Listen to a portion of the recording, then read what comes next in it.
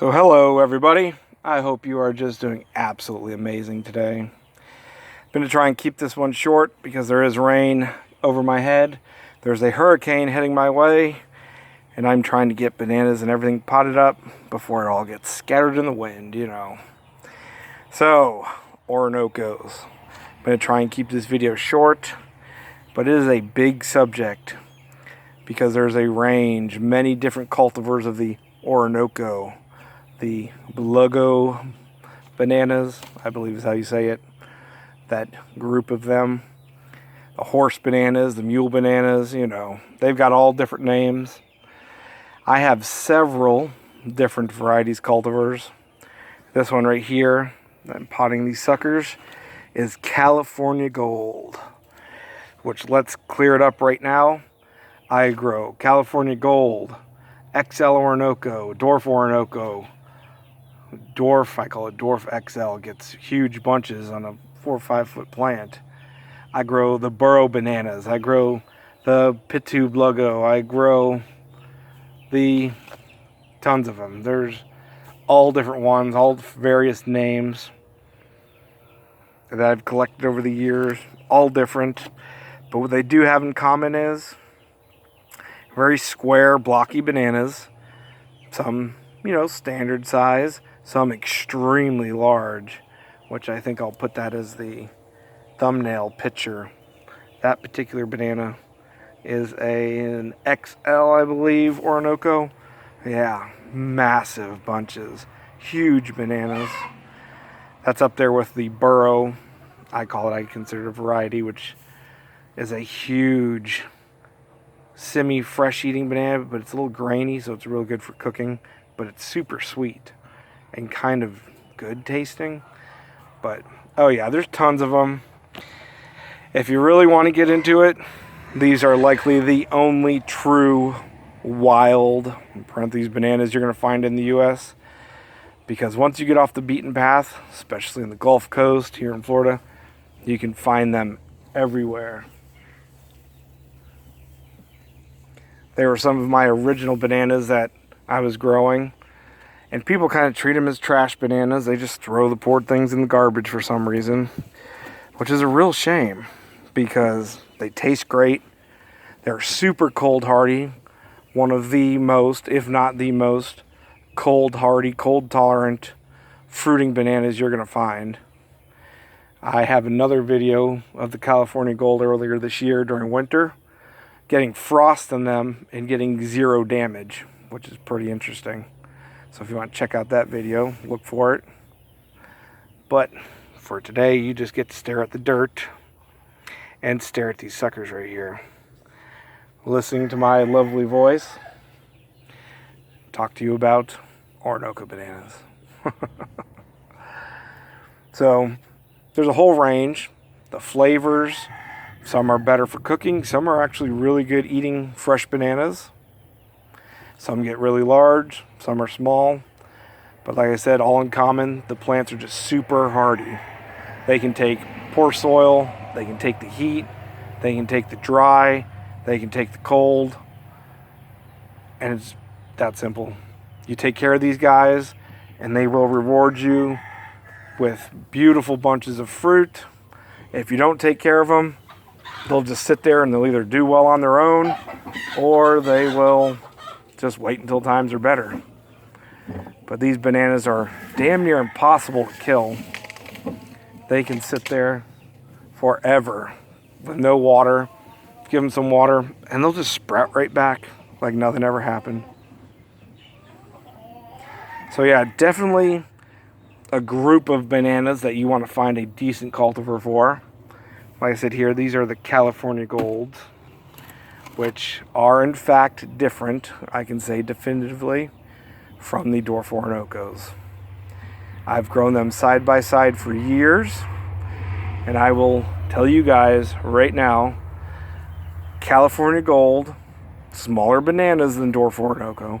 I'm just picking on those two, but really, you know, you got the whole group of them. But California Gold, everybody wonders about it.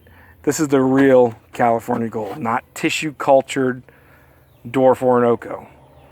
Again, harping on tissue cultures, but the tissue cultured California Gold is not true to type. It is the Dwarf Orinoco. Yep. So you can only get the real 100% California Gold if it is from a sucker, from somebody reputable. And California Gold gets smaller fruit, slightly sweeter, a little better tasting, more of a desserty type, but still a cooking type. Where the regular Dwarf Orinoco, did I say California Gold before? The first one's California Gold. Sorry, losing my train of thought. And the Dwarf Orinoco, slightly larger fruit, much better for cooking.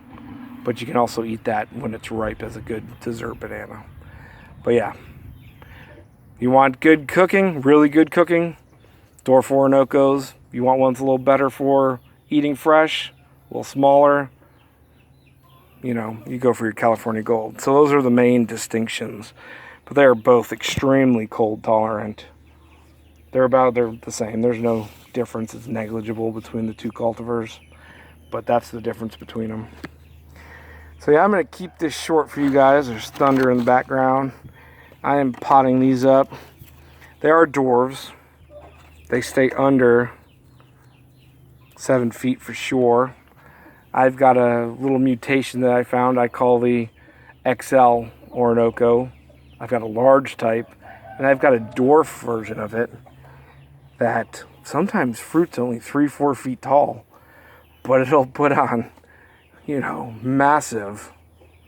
I'm trying to think of a fruit. I don't know, think of a 3-4 pound, you know, giant clunker sweet potato you find at the store. And this little dwarf XL Orinoco will put on 4 or 5, you know, clunking sweet potato sized bananas. It's absolutely insane looking. And when I have those fruiting, of course, I will do fruiting videos for all these varieties that I'm talking about for you guys. But yeah, truly awesome looking bananas. If you want a nice landscaping plants, or pay attention to this, people always want to know if you can grow bananas in pots. These are your bananas you can grow in pots, guys. There's a couple super dwarf Cavendish types, the Novak, pretty much the only one that really fruits well, which will fruit nice in a pot, or your Dwarf Orinocos, which you get good sized bunches off of them. You got a 20 to 50 gallon pot, you can get these guys to fruit fairly easily, which is just awesome.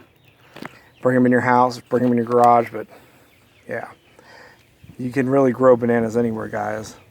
And these Orinoco types make that possible.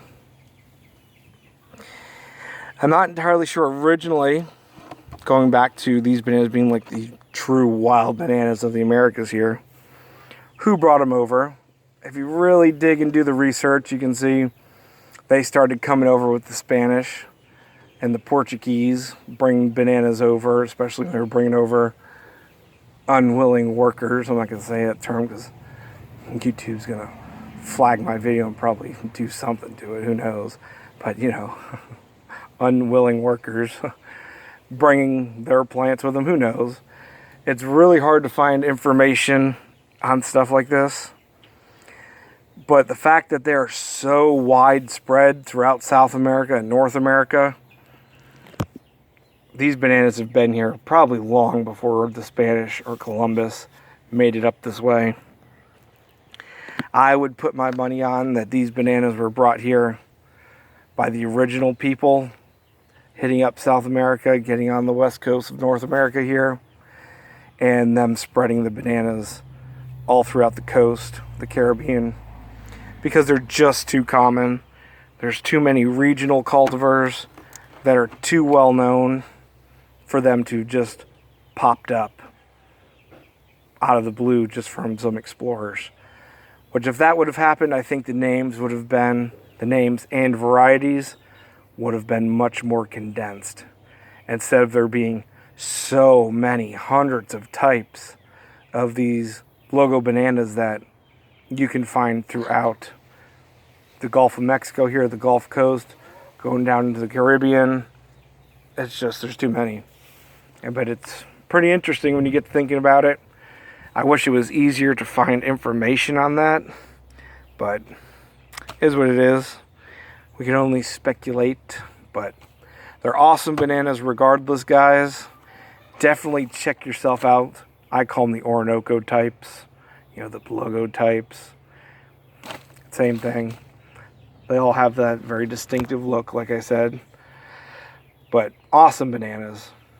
And some people hate them, some people love them. I love bananas, some more than others. But these guys cannot be overlooked for their ease of growth and the amount of food they can give you with so little input. So remember that, guys, while you're playing in the dirt, hopefully playing in the dirt, listening to me talk, yak my mouth off.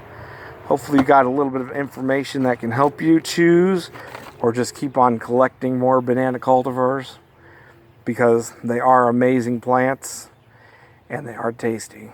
So, you know, keep on going, guys. Keep on supporting me. I appreciate it. I love you guys.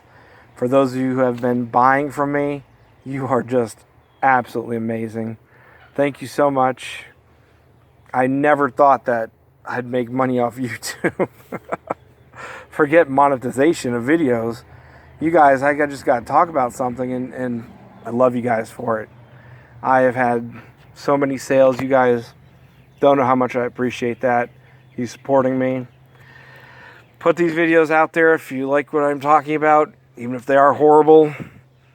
And yeah, because we all got to grow food, guys. And even if they're horrible, crappy videos, hopefully I'm giving you good suggestions and some good ideas and pointing out cultivars of whatever I'm talking about that you can work with and feed yourselves, feed your family, feed the world. Keep on growing, keep on going. Thank you, guys. See you later.